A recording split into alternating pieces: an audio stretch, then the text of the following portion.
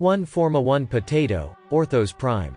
Hello 10-0, and welcome to Suboptimal Prime. On this episode of 1 Forma 1 Potato, we look at the Orthos Prime. I have an Orthos Prime I use with more than one Forma, but for this video I farmed out a new one, used a Forma and a Catalyst, and I've got to say this weapon is still more than a little impressive. It was so impressive that I've been able to come up with 3 separate builds from using just one Forma and one Potato. Because the Orthos Prime has both a high critical chance and a high status chance, I built a mixed build, a crit build and a status build.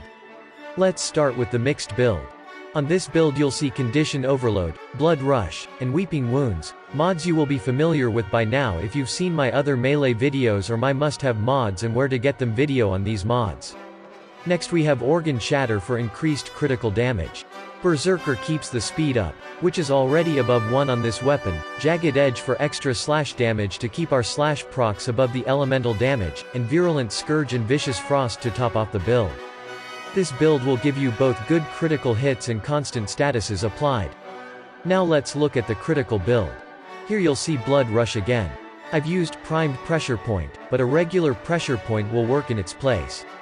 I used True Steel for increased critical chance, and Organ Shatter again to get the most out of those critical hits. The bottom row remains unchanged. Now let us take a look at the status build. Here you'll see I use Condition Overload for my base damage increasing mod.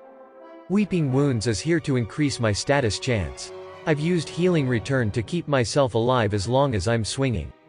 Berserker for speed. You'll see Jagged Edge, Vicious Frost, and Virulent Scourge remain on the bottom.